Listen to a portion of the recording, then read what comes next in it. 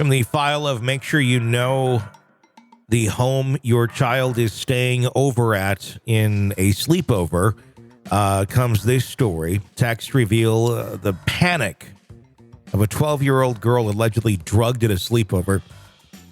The father now facing felony charges. The incident unfolded in Lake Oswego last August, where three 12-year-old girls were hospitalized after allegedly being exposed to an unknown prescription drug during a sleepover at a friend's house. Now harrowing text messages from one of the girls shed light on the terrifying ordeal. Well, the host of the sleepover, Michael Meyden, faces multiple felony charges.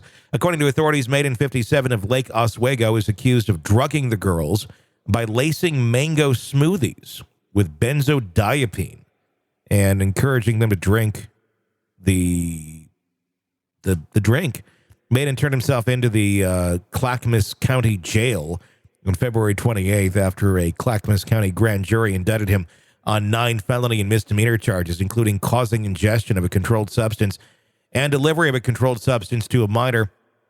Text messages exchanged by one of the frightened girls and her mother paint a chilling picture of the events that transpired that night. In the frantic plea for help, the girl texted her mom at 1:43 a.m. saying, "Mom, please pick me up and say I had a family emergency. I don't feel safe.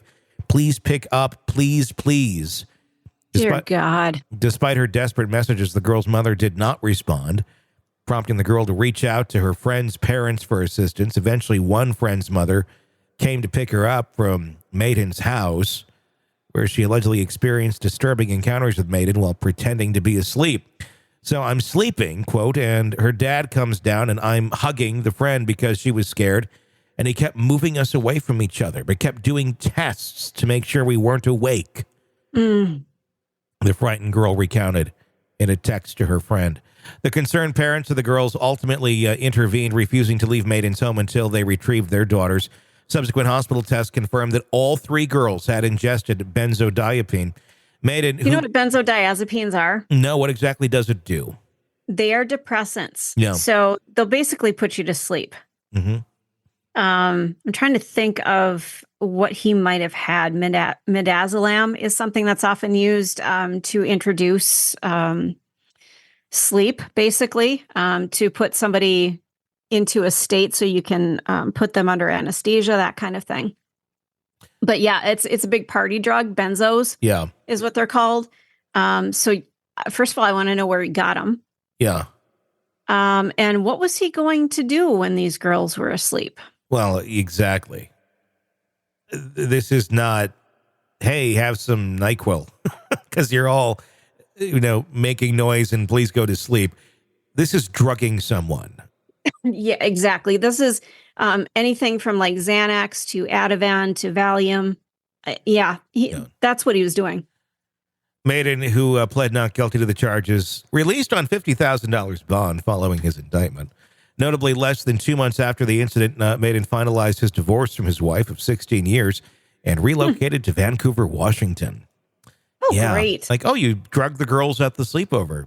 Okay. That could probably get that divorce moved along a little bit faster. This is like horrific to think of that. Yeah. I had a wonderful 5th grade teacher, and I hate to even include him in this story. He was nothing like what we just talked about. Mr. Swigum was his name, and just fabulous. At the end of 5th grade, our entire class went to his house for a sleepover in his basement. We played games, we ate pizza.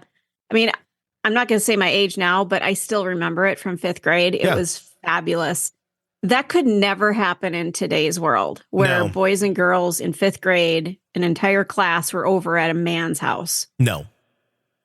Could never happen. But, we would never think something like this could ever have occurred, and nothing bad happened. We had the best time. We played so many games, and it was just fun. We made projects and things that we could take home, and it was just wonderful. And we don't live in that world anymore. We have to worry about who we send our kids over to, what houses they go to. Are you kidding me? Yeah, I mean, maybe we should have then too, though. I don't know. Well, maybe we should have then too. Yeah, without a doubt. I mean, how many stories do we hear of all the stories that you hear of. And I went to this man's house for a sleepover. There's very few I hear of that end the way you just described, where it's like we did projects, we had fun. Like, do I believe there are truly genuine, good-hearted people out there that wouldn't do anything to a child, and they meant, they were just having a party at the end of the year, and back at that point in time, we were in a different world. Today, I mean, just the liability factor alone, even if you are someone who's not going to do those sort of things, you wouldn't put yourself in that situation, number one. Right. But number two, I can't fathom as a parent being cool with that or for any reason, because it seems so red flaggy of like, you don't have any kids, like you're having all these kids over at your house, like, huh? Like, see, that's the thing. Back then, we never thought that way. He was just such a popular teacher, and every student just adored him. You could go to him and ask him any question. And he was a great teacher, and he taught us a lot. He got along with the parents. He got along with everybody. I'd never heard a bad word about him from anyone. Well, I mean, so to me, I read this story. I'm like, are you kidding me? Well, I remember stories my mom would tell me of being in high school, and they would go out to the club because drinking age was 18 at the time. And they would go to the club and the teachers would be there, and they would be dancing with the teachers and hanging out. There's several kids that I grew up with that their dad was a high school teacher to their mom in high school in the 70s. And they ended up getting married, and they were what I remember the most. It was like a very conservative, quiet family. I remember having this guy as a teacher. I remember this girl as my classmate, and really fairly peaceful family, like no issues at all that I ever saw. I mean, it was not like oh my God, red flag, this is like a creepy predator type guy. One of the most kind of just reserved but polite, but not, I don't know, it was not predatory as far as what we would think of today. But yeah, it was one of those, ended up marrying one of his high school students after they graduated. And it was very common. It was very common in the 70s for that to take place. Today, we'd be talking about you on the show. Yeah.